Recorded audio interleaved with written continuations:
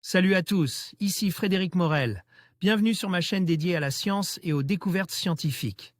Si vous êtes passionné par l'exploration de notre univers et les avancées scientifiques, pensez à vous abonner. Aujourd'hui, on plonge dans un sujet fascinant qui repousse les limites de notre compréhension. Bonjour Allons-y. à tous.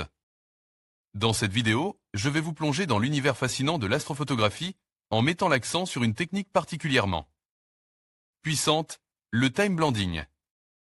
Je vais vous expliquer comment cette méthode d'assemblage permet de capturer des images époustouflantes du ciel nocturne en combinant plusieurs expositions pour obtenir un résultat final riche en details et en couleurs.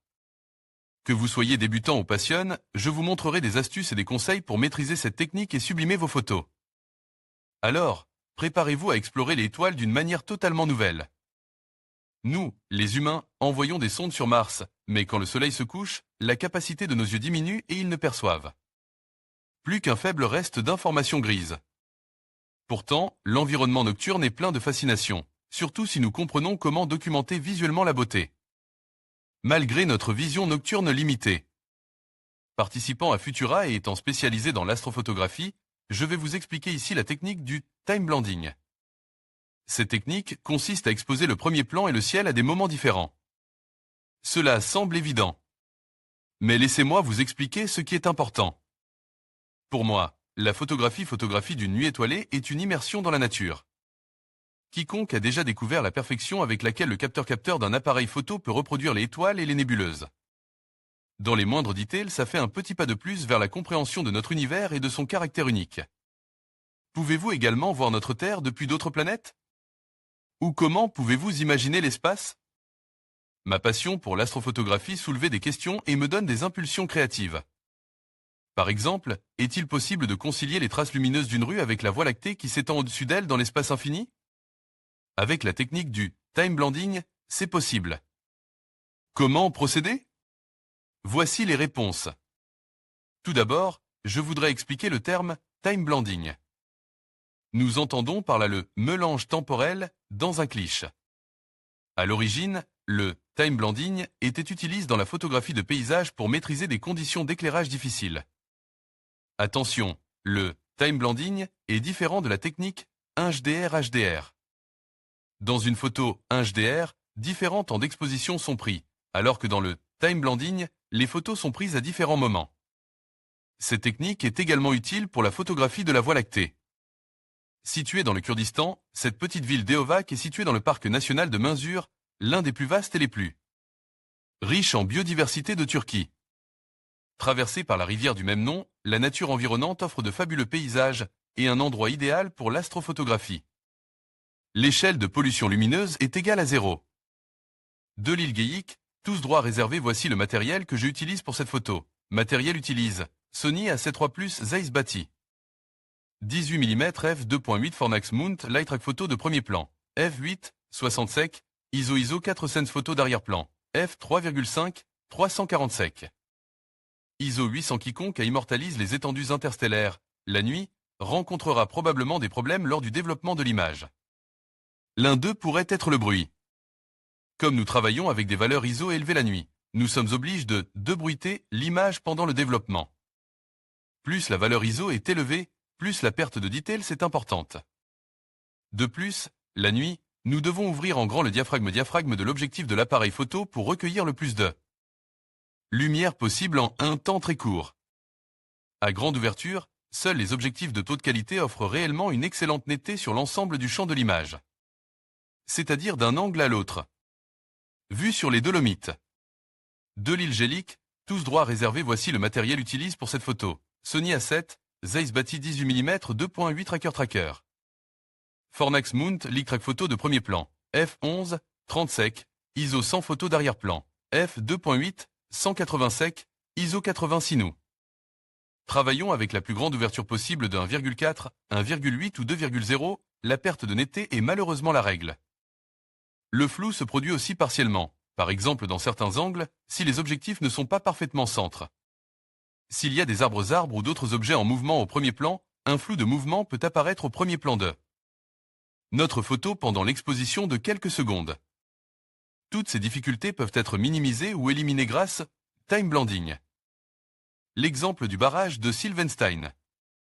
Pour la photo du barrage de Sylvenstein, situé dans Vallée de l'Isar, partie alpine de la Haute-Bavière, j'étais sur la route à la fin du mois d'août et j'ai eu l'idée de réaliser une photo avec les traces lumineuses des véhicules visibles sous le ciel nocturne.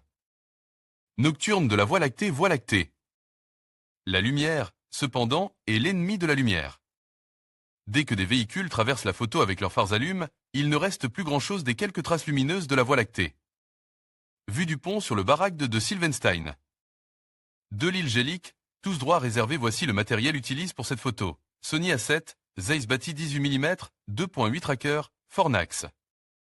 Mount Licrac photo de premier plan, f5,6, 22 sec, ISO 2 sens photo d'arrière-plan, f4, 120 sec, ISO 3200. C'est une autre raison pour laquelle nous parlons de pollution de l'environnement causée par l'émission de lumière. Plus nos rues et boulevards sont éclairés, moins nous voyons l'étoile en regardant le ciel. C'est la raison pour laquelle la seule issue pour moi, concernant le barrage de Sylvenstein, était le time blending. La première photo a été prise à l'heure bleue, c'est-à-dire 30 à 45 minutes après le coucher du soleil lorsque le ciel devient bleu nuit tandis que la lumière résiduelle illumine encore la Terre. En moyenne, l'heure bleue en Europe centrale dure entre 30 minutes, équinoxe, et 50 minutes, solstice.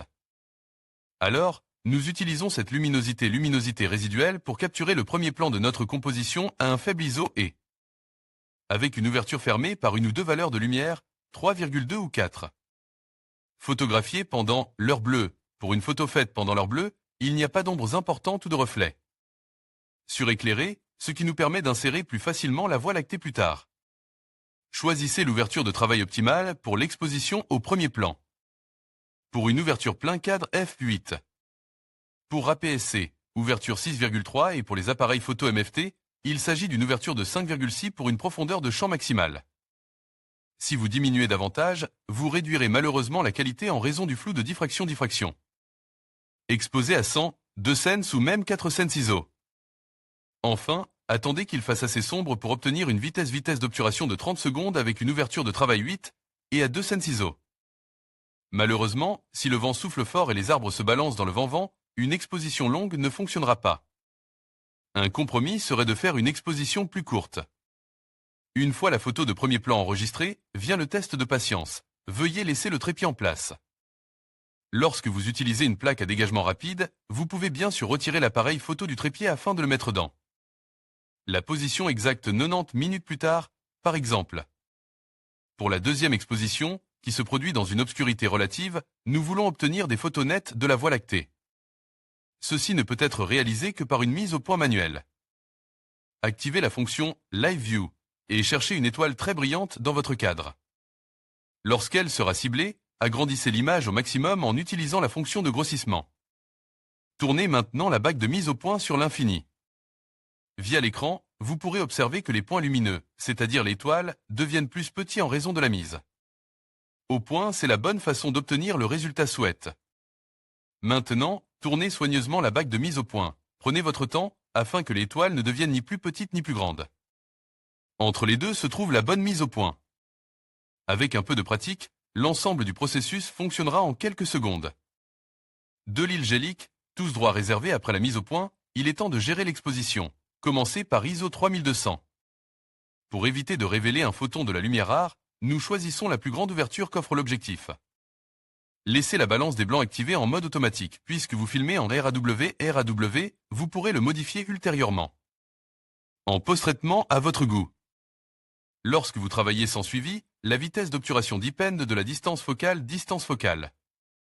Par conséquent, il existe deux options. Soit travailler expérimentalement avec une série chronologique de 12, 16, 20, 24, 28 et 32 secondes, ou calculer le temps d'exposition pour repérer l'image d'étoile. Pour plein format caméra, 24x 36 mm, la formule de calcul est 500 longueur focale égale temps d'exposition max. La formule pour les caméras APS-C est 300 longueur focale égale temps d'exposition max. Par exemple, avec une focale de 24 mm, cela donne 20 secondes pour le plein format et 13 secondes pour l'APS-C. Le premier plan et l'arrière-plan rendent la beauté de la nuit visible. Il y a plusieurs façons de faire fusionner le cliché de l'heure bleue et ceux de notre ciel nocturne. J'utilise Photoshop pour obtenir les résultats que je souhaite. Je commence par de légers changements dans Lightroom, comme la netteté, le contraste-contraste, la balance des blancs, l'exposition. Je crée ensuite un masque dans Photoshop pour supprimer le ciel ma photo de premier plan. Enfin, j'incorpore le cliché de nuit de la Voie lactée et commence à faire fusionner les deux photos en termes d'exposition et de balance des blancs. Vue sur les 3 pics de Lavaredo, Dolomites, Italie. De l'île Geic, tous droits réservés, je ne peux que vous encourager à partir à la recherche de superbes spots photos avec votre appareil. Photo et votre trépied même après le coucher du soleil. Même si ce ne sont pas les Tripix dans les Dolomites, Italie, ou le barrage de Sylvenstein. À votre porte-porte, il y a certainement des spots très intéressants, comme les ponts d'autoroute, les châteaux ou les sublimes arbres, qui se prêtent très bien à des prises de vue time blending. Le pont du barrage de Sylvenstein. De l'île Geic, tous droits réservés, la photo a été prise à la fin du mois d'août. Cette photo du lac et du pont avec des voitures a été prise à l'heure bleue. L'exposition du ciel nocturne à peu près vers minuit, à un moment où plus aucun véhicule n'est venu concurrencer les étoiles par l'émission de lumière. De l'île Geic, tous droits recève le trépied est à 2500 mètres d'altitude devant le puissant massif montagneux des Tripix, Dolomites, Italie. J'expose la première photo, celle de gauche, avec une faible résolution ISO pour obtenir un premier plan sans bruit. Le ciel nocturne devient marquant avec des corrections fines de couleur et contraste. Le mélange des deux photos dans Photoshop m'a permis d'utiliser un masque sans aucun problème. Bonne application, faites de beaux clichés. En conclusion, le time blending est une technique d'assemblage qui ouvre de nouvelles perspectives en astrophotographie. En combinant plusieurs expositions, vous pouvez capturer des details impressionnants et créer des images qui racontent une histoire unique du ciel nocturne. Que vous soyez débutant ou photographe expérimenté, cette méthode vous permettra d'explorer votre créativité et de réaliser des œuvres visuellement saisissantes. N'hésitez pas à expérimenter et à partager vos résultats. Merci de nous avoir suivis dans cette exploration du time blending et à bientôt pour de nouvelles aventures photographiques.